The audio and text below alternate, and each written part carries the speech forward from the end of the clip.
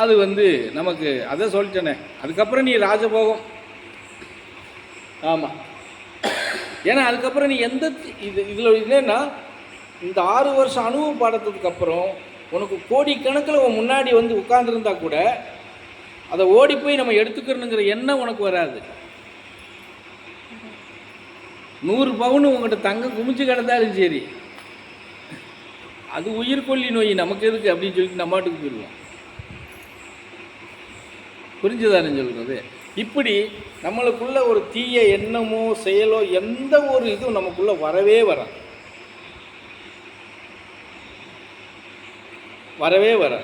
அப்படி வராதப்போ முன்னாடி உனக்கு தேவையானது கூட உனக்கு உழைச்சி தான் இதெல்லாம் பார்க்க போகிறேன். அதுக்காக சும்மா உட்காந்துக்கிட்டு இருந்தால் வருமானா வராது.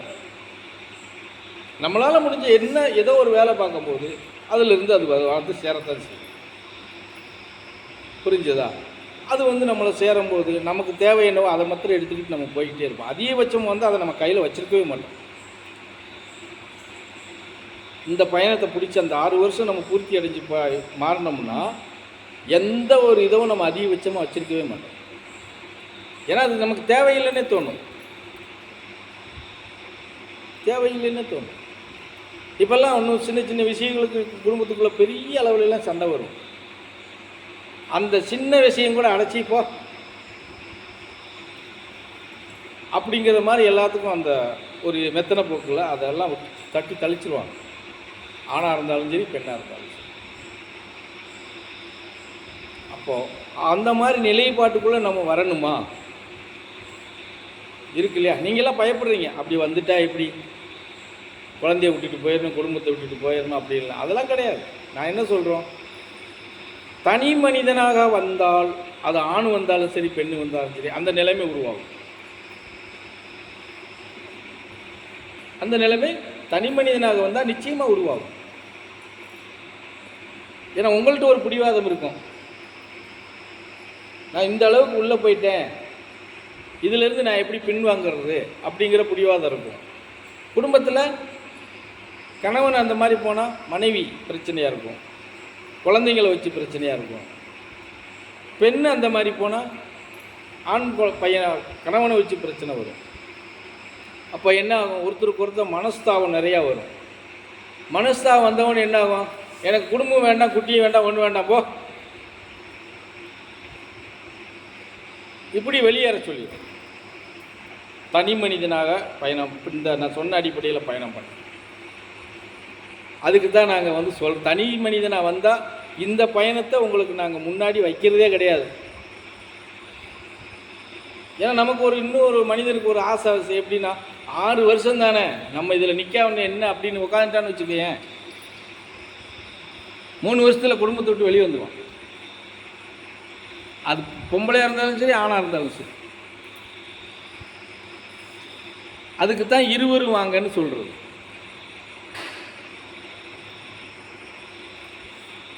புரியுதா?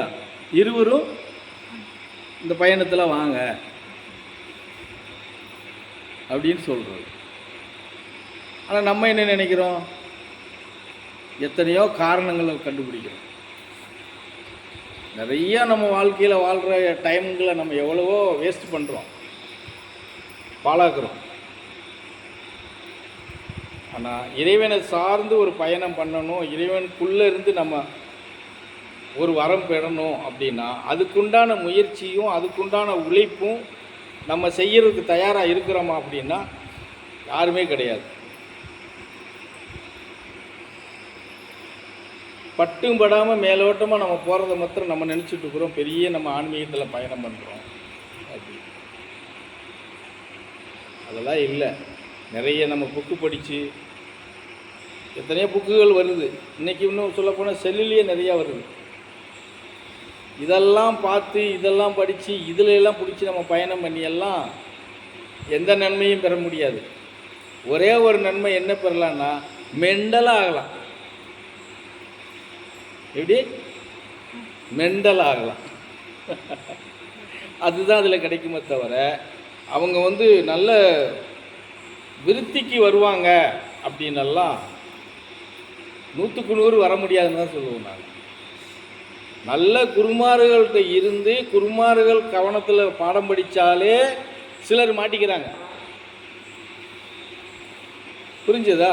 ஏன்னா மாட்டிக்கிட்டானே பாய்ப்பேன்னு தெரிஞ்சு அப்புறம் அவன் அதுக்கப்புறம் அவன் குருநாதனாக இருக்கிறவன் வந்து அதை அவனை விடுவிச்சு அதிலேருந்து போ, இதோட தப்பிச்சு ஓடி போயிடு, இதுக்கு மேலே நீ பயணம் பண்ண முடியாது அப்படின்னு விரட்டி விட்டுக்கிட்டு இருக்காங்க. அப்புறம் இதில் வர்றதை வச்சு படித்து நம்ம தெரிஞ்சுக்கிட்டு போய் ஆன்மீகத்தை பிடிச்சிட முடியுமா? இது இப்போ திருப்பூரில் ஒருத்தர் வேஷம் போட்டு போனால் அந்த மாதிரி வேஷம் போட்டு கொஞ்சம் நாளில் உள்ளே வேணால் போய்க்கலாம்.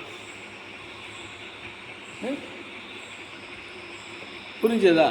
அப்படி வேணால் பண்ணிக்கலாமே தவிர ஆன்மீகத்தில் முழுசாக பயணம் பண்ணுறதுக்கு ஒழுக்கம், நெறிமுறை, தனி மனித ஒழுக்கம் கம்பல்சரியாக நம்ம கடைப்பிடிச்சி ஆகணும். அதே நேரத்தில் நம்ம மனநிலையை ஒருநிலைப்படுத்தி பயணம் பண்ணணும்னு முடிவெடுத்தால் நம்பிக்கை உங்கள் மேலே வைக்கணும்.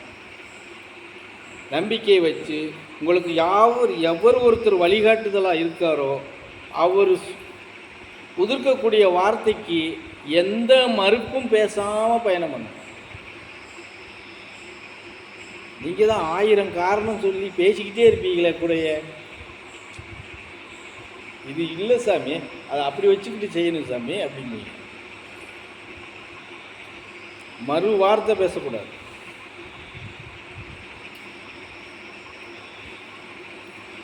மறு வார்த்தை பேசக்கூடாது. பேசாமல் அந்த வார்த்தை மேலே தான் உன் மேலே நம்பி